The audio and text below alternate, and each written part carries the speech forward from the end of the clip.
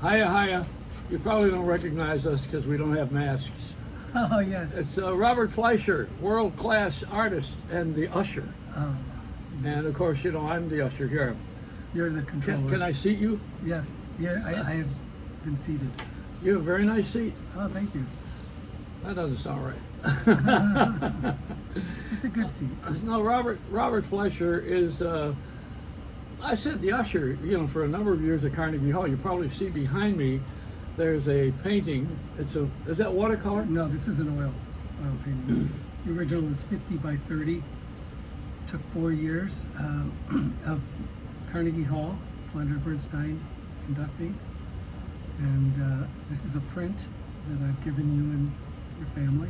Well, all of your paintings look like photos. How do you do that? Carefully, you know. Is it a technique? Is that You it? just draw what you see. But you have that touch. I mean, everybody's paintings don't look like photos. Well, first there's a preliminary drawing. Well, with oil, it starts with charcoal. You know, you draw right on the canvas. And with oil, you can paint over it, so you kind of sketch with the oil.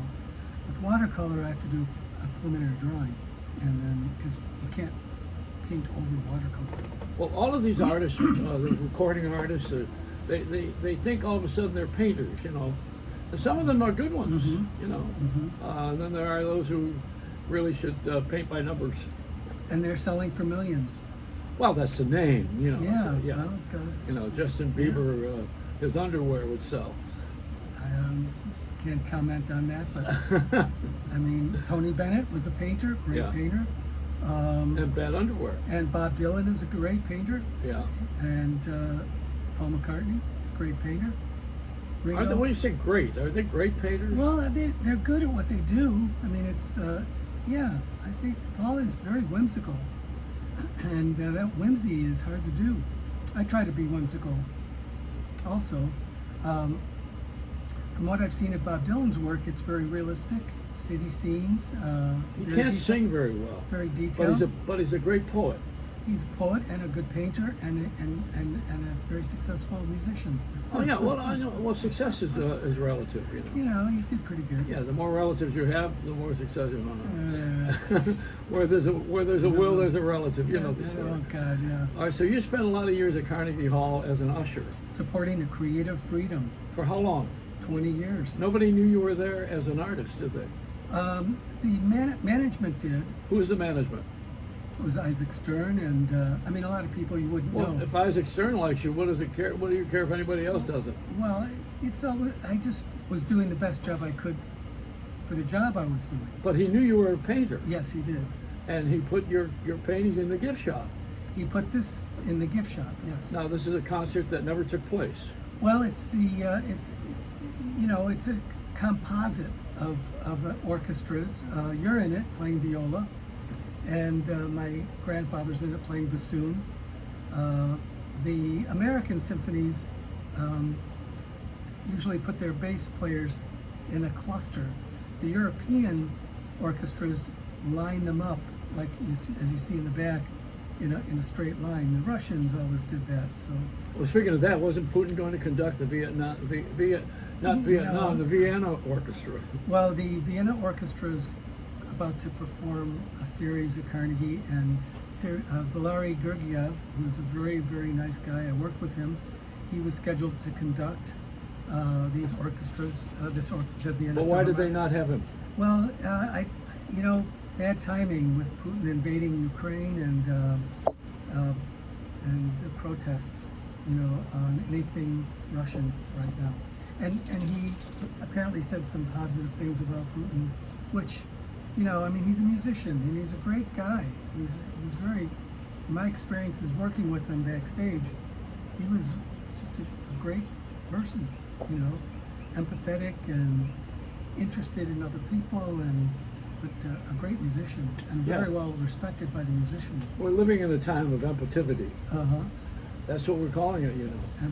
Empativity. Yeah. I don't know. You haven't seen my rap. I could tell because I referred to it several times today.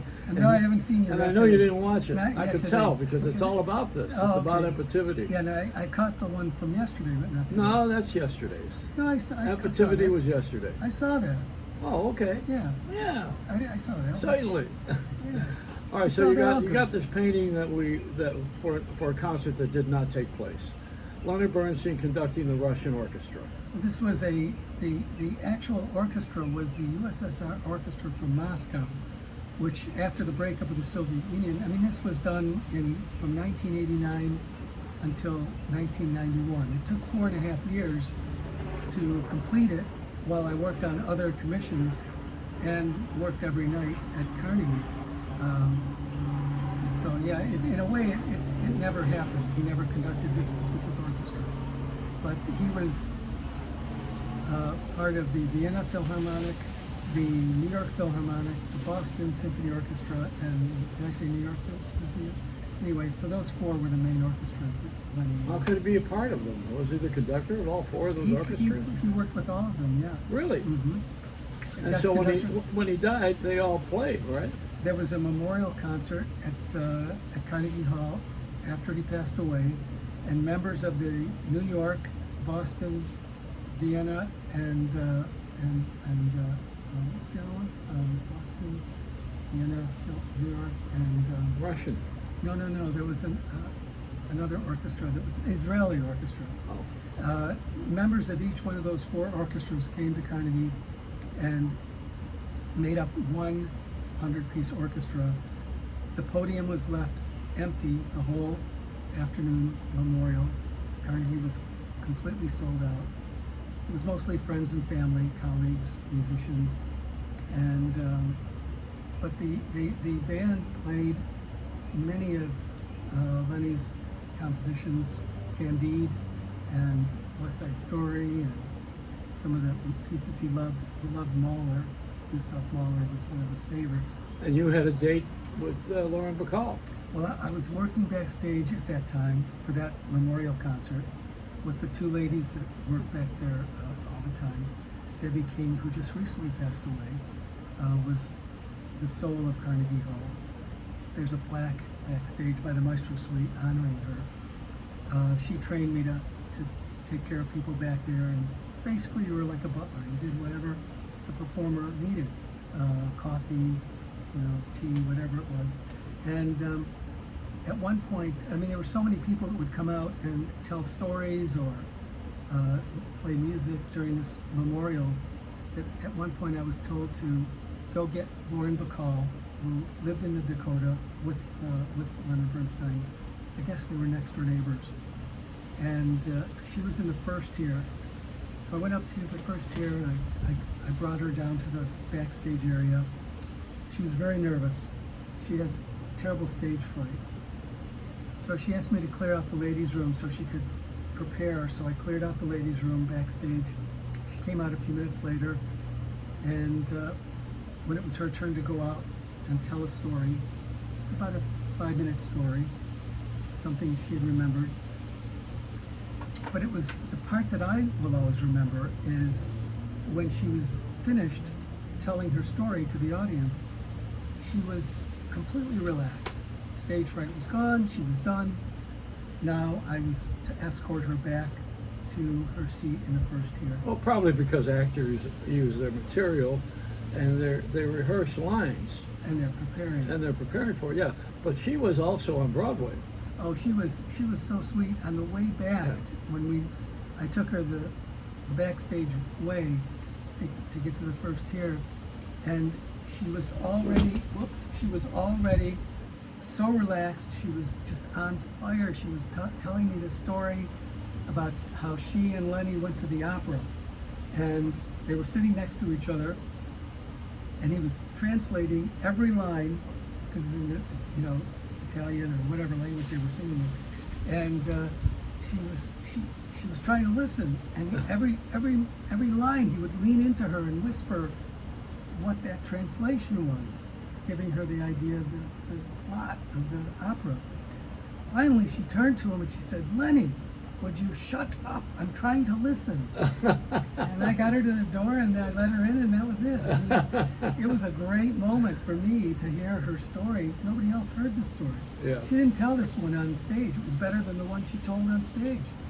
She was relaxed and having fun. Yeah. And it was a great memory, and she was very funny.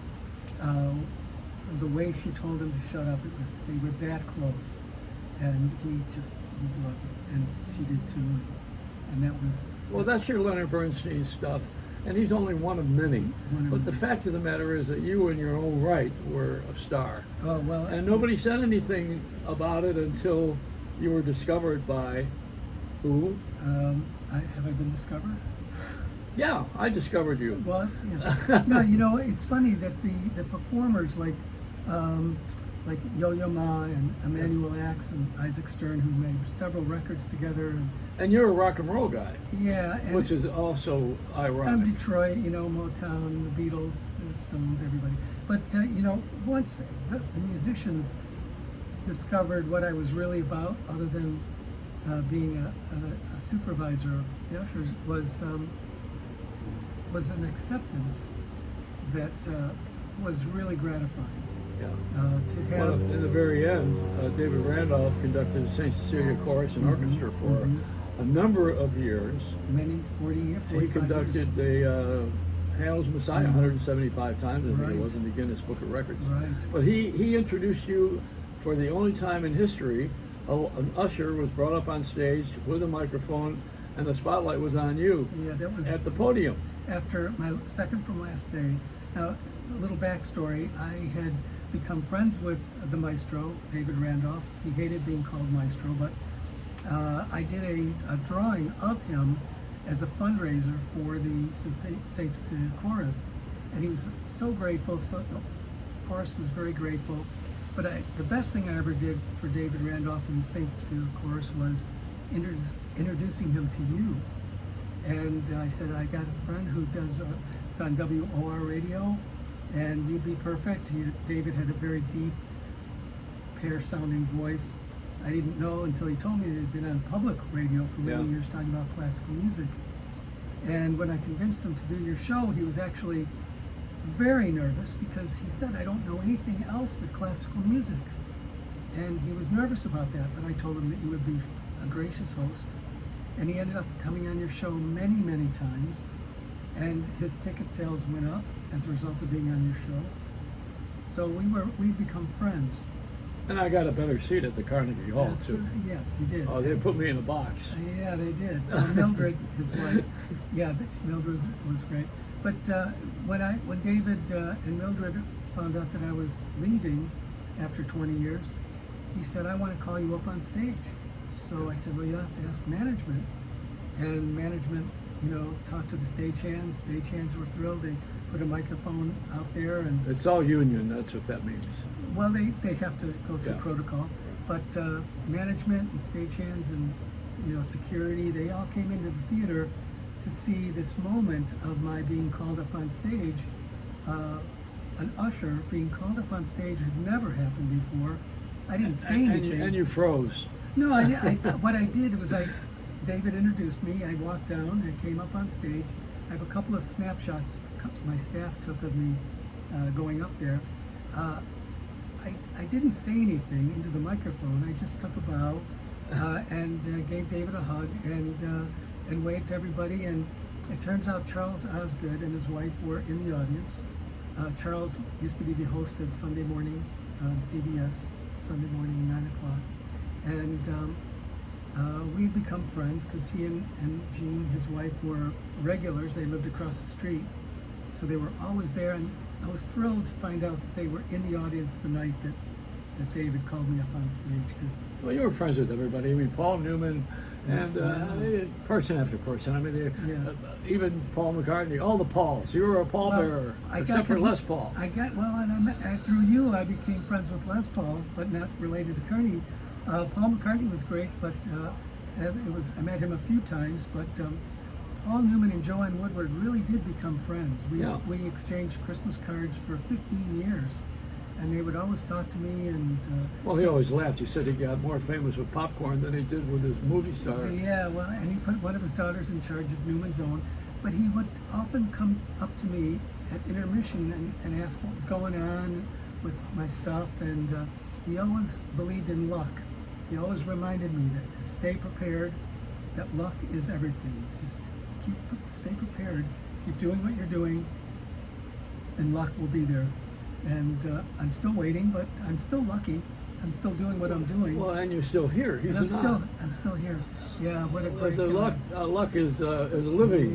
Yeah, no. Well, he was, I mean, this is not a statement of Yeah. someone ought to die. It's a statement of, you Yeah. know, I mean, giving someone advice is nice, but you have your own movie, yeah, no, there are and people. your own job has been to accommodate people and be nice to them and everybody. You know, this whole political situation that's going on right now is terrible in our country. We're all separated. And I don't think that it's pleasant for an artist because we're sensitive. I'm that Right. way too. Well, Valery Gergiev, who's this Russian conductor, really nice guy, great musician. I worked with him backstage many times. He loved this painting. When he saw this painting, he and I became very close. But he was always touring and on the road. But whenever he came back, he was always excited. You know, we would always talk about what was going on. And he has been caught up in this situation with Putin invading Ukraine. So the concert that he is scheduled to perform with the Vienna Philharmonic, which is the highlight of the Carnegie Hall season, has now been changed. He's no longer going to be conducting it because of his association with Putin, apparently. It's unfortunate because he is non-political from what I've known of him. But apparently, you know, you get caught up in the times that we live in. Well, like now we Bad have karma. a black woman who's going to be up. She's going to be one of the Supremes. Well, right? What happened to Diana Ross? Well, you know, good one. But yeah, the first black woman in the Supreme Court after a couple 150 years. What, were you waiting? Yeah, it's about You, time. you sit there and count Hey, colors? it's Well, a- yeah, you're an artist. Yeah, no, it's In the it's Crayola about time. box? Equal justice for Well, everybody. yeah, but that has nothing to do with color. You know, perspective. It has to do with talent. A judge is only a human being. Right, and with their, she has to know yeah. her job. Well, yes. You know, She is I very mean, qualified. You know, well, of course she'd be qualified. Otherwise, she wouldn't be up there in that on that podium. Right. You know, But but it's- sometimes you're qualified like you are for other things. Hmm. And sometimes you're qualified and you're not given a chance. Well, the because of- spotlight doesn't fall on you. because we've talked about this with, you know, the race problem, the age discrimination. Yeah. You know, so that it's Well, there's also size. You know, Putin says he's 7. You're what, right. What does he say? He's 5'7" when he's only 5'6". Isn't that it? I don't know, but Size matters. he seems to be losing it, calling. Well, he's the villain of the moment. We don't like him because of declaring war on a Absolutely. peaceful nation. I mean, Absolutely. everybody despises that, and we're looking at him saying, "What the hell are you talking about? What's You he know, go doing? fight COVID." What? Ruining so many lives. Yeah. For demented, you know. For personal reasons For or whatever. self-centeredness or whatever it is. You call it narcissism. Or sociopathism or Yeah, I whatever mean, you it know, is. they give it all these psychological meanings when actually the guy is just a jerk. Well, and they say power corrupts. How and about that? Absolute power corrupts. But absolutely. in modern times, he's a jerk. Well, he's a war criminal now. Yeah, see, but what you want to be polite about it. Why are we swear at the wrong things? We're polite. And that was the nice thing about, you know, taking care of the people at Carnegie was that people had eaten dinner, they were coming for a good time to hear beautiful music, and very often I had to remind people to not fight amongst each other because they're supposed to be having a good time. Yeah. And I was able to diffuse situations, avoid commotion, and that's why they made me a supervisor. 'cause And you rose above politics. and I rose above all of the. I mean, I had to get between people who are hitting each other with rolled up stage bills. But wait a minute. But also you were bringing the homeless in when they didn't buy a ticket. No. We would bring in You were tourists. generous with No, no, everybody. Come on. We were bringing in tourists. You have a good heart. We, And I'll tell you- nobody minded that. No, See, you're no. you're all worried about the ticket sales and who's No, going no, to know that you did that. we were very humanistic about it. Yes, you are. I told my friends in the lobby, the ushers in the lobby, that if they saw tourists coming by and they found themselves in front of Carnegie Hall and they were going, "Oh my God, were standing in front of Carnegie Hall, I'd say to them, Reggie was one of the guys. Well, Reggie used to let me in all of the time. Well, and Reggie passed away recently. I too. know, but he was also a He talented was guy. from Haiti, And he was a blonde black dreads. guy too, He was a who had great guy. dreadlocks, and he wore a tuxedo, Yeah, great which guy. was it's a contradiction suit. Well, it was Yeah. it was kind of a costume, a red jacket. Yeah. They still wear them. But But anyway, he was great. He was. You guys always were good with We were- everybody. we- If someone wanted to come to a concert, you'd wink a little bit, because you knew who. If someone was really poor, or they know- loved the music or something, you come on. yeah, if there were empty seats, Yeah, that's what. we were able to ebb and flow. And in the daytime, didn't they have concerts that were free for people? There were rehearsals, and Anybody could come to that, right? not all the time, but many times they would open it up to a couple of hundred people. You had to get a ticket, and there was one instance where Emmanuel Axe, a renowned pianist, was having a solo concert, and he had an afternoon rehearsal, and there were probably 200 people in the orchestra level, and I see this father and daughter. She must have been 11 years old, 10, 11, 12 years old. And while I was talking to them, I said to the young girl, I said, do you play piano? You know, she was very interested in being there. So I inquired, and she said, yes, I'm a pianist. So I said, would you like to meet Manny? Because we called him Manny. I said, would you like to meet Emmanuel Axe? And she said, yes, I would. And I said, well, let me go down. He was at the piano getting ready to start his rehearsal. And I said to Manny, I said, there's a young lady, she's probably 11 years old.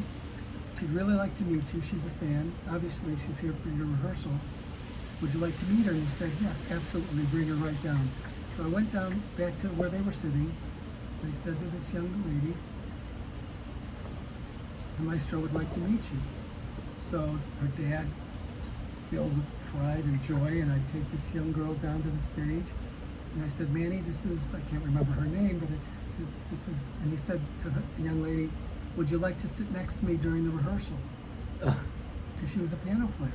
Yeah. And she couldn't believe it. So Manny got up from the bench, and he grabbed both of her hands, and he pulled her right up on the stage. Because Carnegie Hall stage is not very tall. I know, I was on it. You can You had hop on- us sit. Sid Bernstein, who brought the Beatles here, and I Yeah. sat on the stage. Yeah, no, but and somebody once hopped up on the stage with a Shirley Bassey concert. Oh, and, that's different. And reached into his jacket like this, and I was running down to jump on the stage because he got up there too fast. It was during the concert, and he pulled out a bottle of wine, and we all exhaled. But anyway, so this young girl sat on the piano bench right next to Manny Axe, playing Beethoven through the whole rehearsal. She was flying high. I would say about a week later, management calls me into the office and says, Babo, they used to call me Babo. They said, do you know that you brought somebody down to meet Manny during that rehearsal? Do you have any idea who they were? And I said, no, of course not. She's a young pianist, she's studying piano, and I just figured I'd connect the dots. Her dad is one of the more major donors Oh, to Carnegie Hall. He's in the finance field, Wall Street, major donor. He's a young guy. Everybody's dressed down for these rehearsals. I had no idea who he was. And this man, the father, wrote like a 2-page letter telling him all about what I had done, you know, Captain Bob, yeah. you know, Manny Axe, the whole thing, and the executives from upstairs who try to pitch people on donating money to Carnegie Hall were like, my stock went up after that. Yeah, what happened also is instead of a 2-page letter, he should have written out a check. You know what? I'll bet he did. He probably, Yeah, he probably did write a really. check to Carnegie Hall. Yeah. But Carnegie Hall management, not only did I do that kind of thing because I loved it, I loved the music. My grandfather was in the orchestra, Detroit Symphony Orchestra, as a bassoonist and played on that stage. so I came into that job appreciating what Carnegie Hall was about, the work it took to get up there, a lifetime of work, a solitary rehearsal time, hundreds of thousands of hours, and I treated it like it was my second home. Yeah. It was an honor to work there and to help the people, just ordinary people who needed a little extra hand. It was an eyeball job. I would go up to people and ask them if they needed help. Most of the time they were just looking for the bathroom, but sometimes they actually needed help. And one of the reasons why Joanne Woodward and Paul Newman and I became friends is one night, black tie event, sold out. There was a ticket snafu with the Newman family tickets. They had a couple of their daughters with them, and they were all split up. They could duplicate tickets, and it was a mess. So I took care of Paul and one of his daughters in the orchestra level. Joanne went up to the first tier with the other daughter, and I was going back and forth telling each that the other was okay. Paul's fine, Joanne. He's going to enjoy the concert. You don't have to worry. I go back down to Paul. I said, Joanne's in the first tier. She's got a better seat than you do. And we just hit it off. You just have fun. You just had fun with people, yeah. But And that's your story. That's your and deal. you know, with Martin Sheen and his wife Janet, we became friends. But you're friends with all these stars, All so because- but they are friends with you, so you keep turning it around. They accepted me for what I was. But you're talented, and Well, it's not everybody knew that you had the art ability. well, with Martin Sheen, Janet is a painter. Yes, She's an and artist. so everybody knows you're probably the best watercolor artist in the country. Everybody knows that, except you. You don't. Okay. You know. You sit there. You're the usher, but the usher is a facade. Oh, That's just something it you was- did for money. It was a way for It's a job. creative It's a freedom. job. Yeah, I always thought of it as. You lived in a one-bedroom apartment, not even bedroom, a studio apartment. I mean, you couldn't pay somebody enough money to spend 4.5 years doing a painting of a 100-piece orchestra. I had the gravity to do it. And Yeah. it was all about the creative freedom. And when the stagehands and the people that I worked with knew that I was working on this thing, because I mean, it took 4.5 years, the stagehands told me that I could come up on stage during the summer building maintenance when the theater was closed during July and August. I went up on stage while they were doing their repairs, and I did sketches of the intricate design, the embroidery of the stage and the first tier, and was able to transpose that kind of detail into the painting. Without their support and help, I wouldn't have been able to do it. And also working backstage, once the orchestras were out on stage, I would sit backstage and do drawings of harps, because every harp is different. Every harp is chiseled out differently. And I was able to talk to the triangle player, and I did a drawing of him hitting the triangle, holding it just the way they hold it. And just trying to make the painting as accurate as I could, but having access to musicians every night. Well, how many paintings have you done? I have no idea. I don't have any idea. I have it all listed. I have it all cataloged. I mean, you've had, but I've never counted them. but you've had famous people. You know, it's not like you were ignored. No, I've had skirmishes with people. Some of them you've introduced me to, like Wayne Newton and Yoko Ono was a painting of mine of the Beatles. Yeah. And now that's going to fall. no, I've got it We weighted. should show that picture. I've We got should it show the weighted. painting. Well, it's sort of in the shot here. You got the Beach Boys And the Beach Boys, worked with them. Yeah. That back when they were all alive. and the governor of New Jersey, and you're up for the Clinton. I think was it Yeah. President Clinton? Yeah, they had me under consideration. I mean, for you've that. been pretty much on the art circuit. Not that you are famous from. I mean, everybody knows who you are, but No, I don't know if everybody knows who I am. But what I did is I focused on the work rather than promotion. I focused on getting the best, doing the best work I could. I didn't spend a lot of time going to parties. Well, what I was getting at is you do messages, I try to social messages in your work. uplifting, Yeah. uplifting work, whimsical. I think it's paintings are form of entertainment. Yeah, you put a pigeon in every one of your New York paintings. Well, you know, they deserve a little limelight. You know, they're very, very smart. Very, very smart. But anyway, I just tried to be whimsical and not so depressing and angry. I figure if a watercolor, typical 30 by 20 watercolor takes 3 or 4 months. And so I try to be, you know, I try to entertain myself. What's the latest one you're working on now? It's of a, you know, like I did the one of you on the tugboat, an old little tugboat. This is a shrimp boat. Boats these days, for me, are a great metaphor for the predicament we're all in. We're all in it together. Yeah. So this is a kind of a decrepit, rundown little shrimp boat with some music happening on it, and it's uplifting and it's kind of whimsical, and if it can hold a viewer's attention for more than 30 seconds, that's Mary, my dog. And there's some ducks that just went by. Yeah, ducks went by, and she wanted to play with them, and Or chew on them. or maybe I'll probably play with them. So that's, you know, I'm just trying to do the best work I can while I'm still here, and I'm just trying to. That's it. Just trying to do the best work and focusing on the creative freedom has been the most important element of it. Yeah. Getting what I want to say, how I want to say it. So if you go to robertfleischer.com, FLEISHER.com, you can see my work. Okay. And you'll see this orchestra painting in the background. Yeah, so it's hard to focus It's on. hard to focus We're on. just sitting here in the backyard, we're that's in why. we're in the bird cage. Here, let me get Mary out. All right, so Come here, Mary. I know the disappointing. This is Mary. She wanted to chase the birds. okay, there we go. It's Robert Fleischer. Thank you for being here today. Thank you, Joey. It's been wonderful. Peace, everybody. Thanks for putting me in your painting. Oh yeah, playing the viola. You should have had me with an accordion, but that's a whole other story. That's another All story. right.